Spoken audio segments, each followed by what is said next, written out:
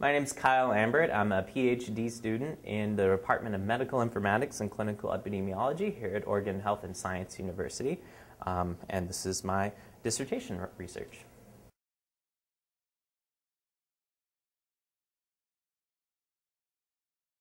What I'm interested in doing is studying machine learning methods that we can use to make neuroscience research more efficient. In particular, I'm interested in focusing on a database called the Neuron Registry. It's a database of neuron information, particularly neuron types and relationships that those neuron types have with different aspects of the nervous system. So the three main tasks that I'm focused on are first, just increasing the amount of data that exists in the Neuron Registry. At present, this is a graph showing submissions to this database over time. And you can see that there's been a peak in activity about a year ago. And since then, there hasn't been a great deal of submissions to the database. My research is going to be focused, at least initially, on just increasing the volume of data housed in this database. The way I'm going to do that is using an approach called active learning. The way active learning works is it trains a machine learning algorithm on the existing information in the database, and then using a pool of potential documents that I'll compile, my algorithm will then prioritize those documents in order of the amount of information that will actually contribute to the database. And then I'll go through, according to that order, and manually review those documents and enter them in myself. So the next task that I'm really interested in focusing on is studying how neuroscientists talk about their research findings. So using the larger database that I'll have after my first task, I'm going to then train a series of algorithms on the information housed in the Neuron Registry at that point to basically build a classifier that will be able to determine documents that are highly likely or highly unlikely for having new information for the Neuron Registry at that point. And the reason this will tell us a little bit about the way neuroscientists talk about their findings is in text processing and text mining systems, we're actually looking at the individual words and how those words can be predictive either on their own or in combination with one another for making those sorts of classification decisions.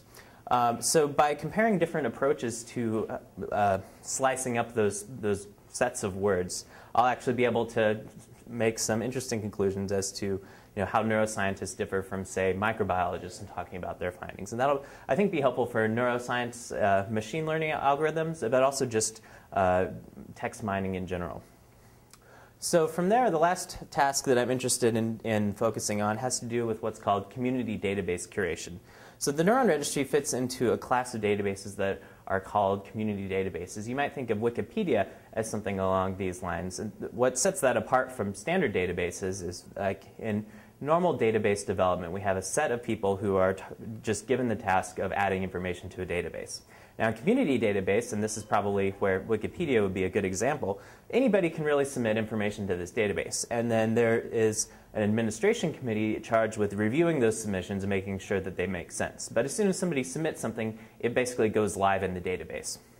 So this is really a model in databases for biology that is becoming more and more popular, especially in bioinformatics and molecular biology. These databases are becoming really important resources for computational modeling.